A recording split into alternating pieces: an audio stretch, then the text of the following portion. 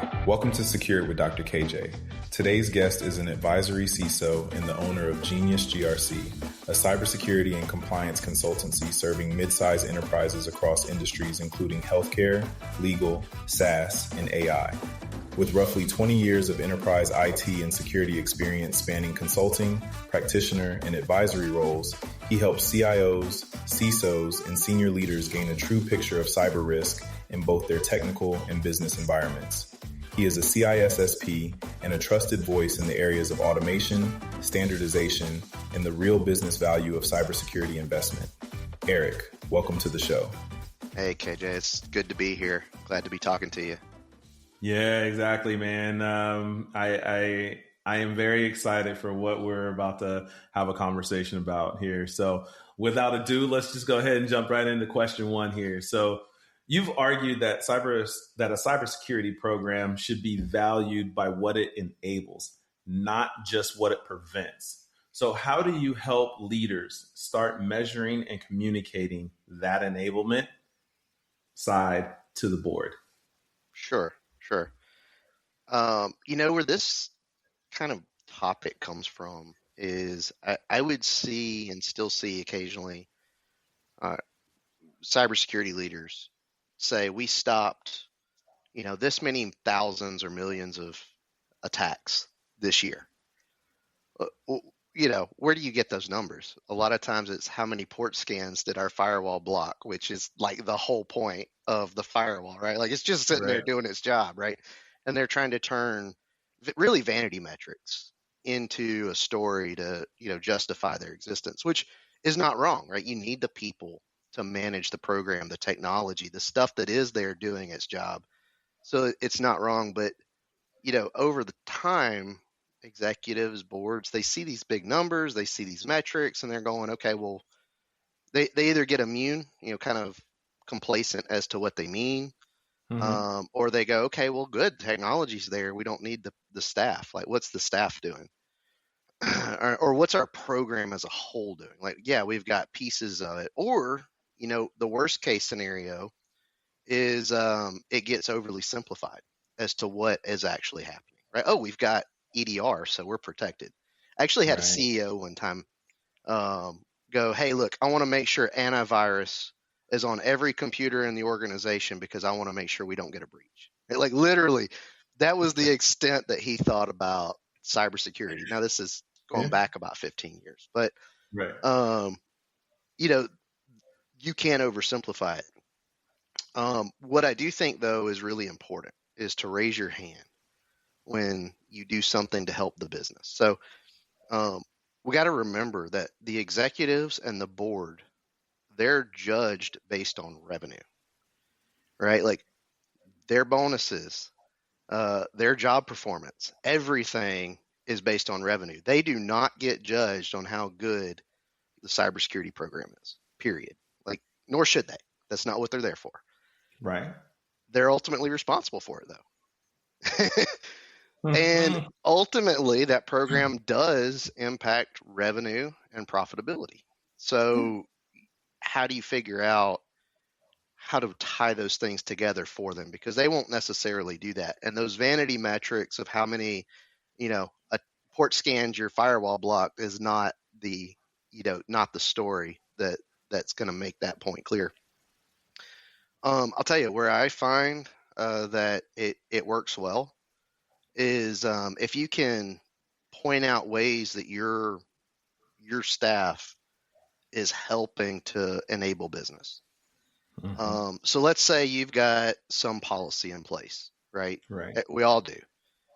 And, your team is saying we can't do X, Y, Z, but a customer has a need for you to do X, Y, Z. Like we don't do site-to-site VPNs with customers. Well, yeah, but this customer, like we're at a crossroads where we have to have that. If you can work with your operations team to enable business and do it in a way that actually, enables secure, like you don't compromise your security or your approach to your program, that's a good time to raise your hand and go, hey, look, our team helps solve the pain point for a customer, right? Like that customer is worth XYZ dollars. Yeah. Bubble that up. Raise your hand and say, we help do this. Give the relevant teams credit, right? Operations came together. So maybe you don't say it as a tooting your horn thing, but it's, hey, look, we all work together to make this happen. I want to give that other team credit. We all work together on this. Now everybody, gets to work together. Exactly. But it raises that, like, we enabled the business. We didn't just stop. We're not your no guys. Right. No, I think that's key, right? We're not the no, but then when you think about a CISO or a security leader, just overall, right? Like, how do they translate those technical things, right? Those technical wins, those business outcomes, what the board cares about, even deal velocity, right? Like, how do they translate that then to the board? But also, they got to go up and they got to go down. So how do they do that in this AI world? In the AI world, oh my gosh, that's like the number one thing we're dealing with. That's a loaded question, right? Yeah. Like some customers are going, you can't use AI, period, on our data. Others are saying, how do you use AI? They just want to know. Your staff is going, we're already using AI and you didn't know it. Right. So shadow IT, here we go, right? Yeah. And it's like, hey, we've been dropping customer data into our own personal chat GPTs because y'all blocked it. Not good. Like, yeah, that's not value. I can tell you that. But, going back to the enablement, right? Like, what are the business goals? Like, the CISO should absolutely have that first in mind, right? His number one job is to enable business, period. Anybody with a C in their name, or in their title rather, not in their name. Everybody with a C in their title, their number one goal is to enable the business and revenue and profit. Protecting the organization is how the CISO does that. So instead of saying, no, we can't use a tool, or no, we can't do a thing, it's, can we do the thing that the business wants to do in a way that's secure and carefully well thought out, right? That's where the CISO has to do, and then drive that down to his team. Right. I hope I answered the question. No, I agree with you. I did a talk last year on the CISO taking information to the board, right? And it really just came down to understanding who the board is, right? So do you have a lot of boards or people on the board that are financial wizards? Then you need to come from a financial lens, right? If you have nobody, let's just say you have nobody on the board that really understands cybersecurity. So you have to talk to them where they're at. So we say meet the customer where they're at. Basically, the board is your customer. Meet them where they're at, right? And so have that conversation and put your information in a form where they can consume it, and then ask intelligent questions based off of that. So you can then dive in to maybe some of the more specific things that you truly want to get across, but you're still giving them the highlights of what they want. That, it's an art though, too, of how to be able to do that. No, I love it. I never thought about doing a background check on your board members and go, what's your background? I'm going to do a little OSINT. They go, hey, what's your background? I'm gonna come at you with something that's a likely pretext for you. No, I'm kidding. Right. But no, I mean, it makes sense though. Like, making sure to meet your customer where they're at, by taking into account their background and circumstances and business and like where have you been? No, it makes perfect sense. Yeah. So when you engage in an AI first startup, racing towards compliance while shipping models and handling customer data, what are the first 2 or 3 controls you put in place, and why is it those first? Man, I wish I could tell you that like there was groundbreaking, go do this new thing that nobody's thought of before, but it's the same stuff we've been doing for 20 years. MFA, right? Like phishing resistant MFA, first and foremost. But URL filtering, right? Like that's so fundamental that no startup gets right. But do you know like how much that protects you? Phishing emails are going to come in, right? Yeah. If you've got your URL filter, your company devices, which, oh dear God, how many startups let their people work from their personal machines? BYOD was not meant for a developer with your source code and your models sitting on their personal machine. That is not the point of BYOD. All right. I mean, but you gotta have it, right?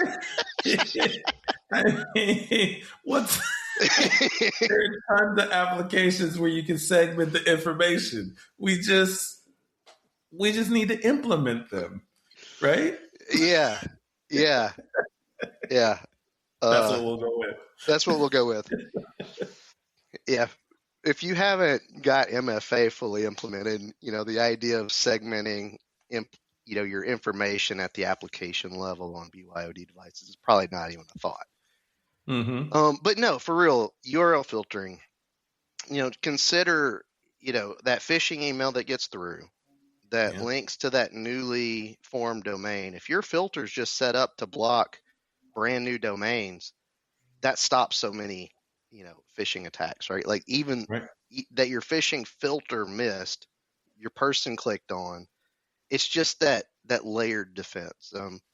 It's one of those things that is often overlooked, but is such a real protection. And it's so much easier now. You take Cloudflare, they give you 50 licenses for free that you can implement SASE-based URL filtering, right? Even on personal devices. Like you can totally implement this for free. Microsoft, right? They're what's it called? The network controls that are built into conditional access now. Yes. The PIA, I can't like the PWA, I think it is, or the private access. Exactly, right? But it does URL filtering, right? Like it's $5 a user per month or something like that. So it's not going to break the bank. Like the stuff is out there for the modern world, right? It just has to be implemented. It has to be purchased and then implemented. But I think the purchasing is the easy part. The implementation is the hard part. Because, well, Eric, what about this? Every technology that a company buys, do you think they have the actual people to actually implement that? Which is where partners come into play. But what are most small shops going to do? They're going to try to do it themselves. I'll be honest though, we're talking about this from the standpoint of a AI startup, right? So we're talking about like brand new, we're shipping an app, we're building a thing, and everything else is an afterthought, right? Yep. So the things that get purchased are, the things that help you ship the app. And that's just truth. Right? It's not until you try to put that app in front of an enterprise and they're going, okay, fill out this 300 question questionnaire, that they're like, wait, we got to do what? Like, oh no, we haven't even thought about no before, right? We haven't even thought about, doing security awareness training. We're getting our first customer. So, the purchasing statement, you're absolutely right. You got to purchase it first. That's becoming a lot easier and not that big of a deal, right? Take the Cloudflare, right? They're just giving you 50 licenses for free. All you got to do is sign up. then, implement it. And I'm coming from it from the standpoint of a consultant. So by the time we're in there, like they've already see the need and they're getting us to implement the things for them that they know, or they actually may not know they need. We're telling them. Right. But it's just a lot easier to get to a more secure state faster if you know what things you need to do. Right. So definitely get that person, like you said, having the right people to know what needs to be done is so key. I love it. No, and it is. Once we bring in the right people, I think things move a lot quicker. Some people want to move quicker than others. But I mean, the one thing that's not going to stop coming after us are the attacks. So, so you've said real change happens when founders own the risk conversation and engineers see controls as accelerators, right? In the first 30 to 60 days of an engagement, what do you actually do to shift that mindset? Solve a problem, right? Help them solve a problem. It's not just about compliance and saying, well, the audit standard says we have to do this. Right. Or we're going to get audited, so we have to do X, Y, Z. I've got a perfect example. So this is just this week. We're working with a company that has gotten around to funding. They're pretty well funded. They've got a number of people, really sharp engineers working on a product, and they know on day one for their product to actually be usable, they've got to meet some standards, right? Like they have to have SOC 2 before they're going to get their first customer. They have to have PCI before they're going to get their first customer. So they don't have their first customer yet. And they're already building, a compliance program and a cybersecurity program, a real one. And as we're talking to them, we're realizing like, hey, yeah, we got a lot of work to do to implement these standards. But you know what we're not going to do right now? We're not going to implement change control. We're going to go as fast as we can and not tie your hands on change control right now. You don't have any customers. Let's get you to the point where you can get customers as fast as possible. Not saying change control is not important, but you already have, a baseline product. Let's not tie your hands and make you go slower right now. Let's start thinking about it, right? Like, let's not be, immature, right? Let's not be cavalier, right? But at the same time, let's not be, hey, everything's got to get that, 3-person approval that PCI requires. Oh, I hate that. Right? I hate that with a passion. So right? I'm with you. Let's make that the last thing we do before we sign off and say we're PCI compliant, right? Until then, 1,000%. Let's enable your engineers to do their job. Bottom line, let's let the engineers do their job because you hired them for a reason. Yeah. Right. And like I'm in full compliance and agreement with you. We just have to really kind of slow down and we have to say, hey, this is necessary. This may not be. Change control being very, very big because that will hold up a project weeks, months, years if you allow it to. So no. That said, though, there's a day when it becomes absolutely critical, right? Yes. And recognizing like when that is, and not putting unnecessary burdens on people, right? I think that's where sometimes we as security people get, we forget that sometimes, what we're asking people to do is a burden. It might be a necessary burden, but like everything we do, we should understand the cost. Yeah. And at some point, the cost outweighs, the benefit of not having it, right? 10 years ago was around that time when it happened with MFA, where, we remember when MFA was getting implemented and it was new for everybody and everybody's like, what do you mean I got to do this extra code thing? right? Like, what are we talking about? This takes too long. Nobody says like MFA takes too long anymore, right? It's like passkeys now. It's like automatic. Yeah. I've created a couple of accounts in different organizations over the last couple of months, and as soon as I'm ready to log in, it's like, hey, let's create a passkey. This is a requirement. And I'm like, okay. Yep, exactly. One, it helps me not have to remember 6, 7, 8, 9, 10 different passwords, right? So that reduces it reduces me from writing it down, which is the number one cardinal sin. But I mean, you have to keep a rotation of those things, right? And so, but a good password vault as well works as well. But what happens if that gets hacked? But that's a whole nother conversation. We should have this conversation sometime, right? The help desk burden of device-bound passkeys and recovery, and synced passkeys versus like, that could be a whole show. That's a whole rabbit hole, right? No, but Eric, this has been amazing. I truly appreciate you coming on, and I look forward, like we said here just a second ago, to having you back on the show so we can talk about those password keys and what happens if they get hacked. So we'd love to have you back on the show. But again, thank you very much for joining. All right. Thanks, KJ.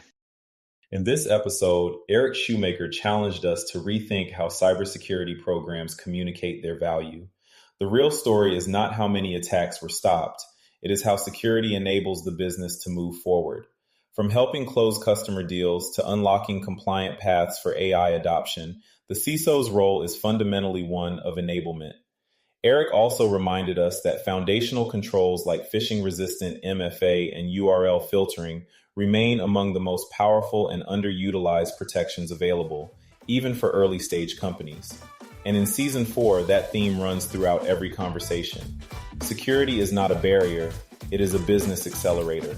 Securing tomorrow, one episode at a time.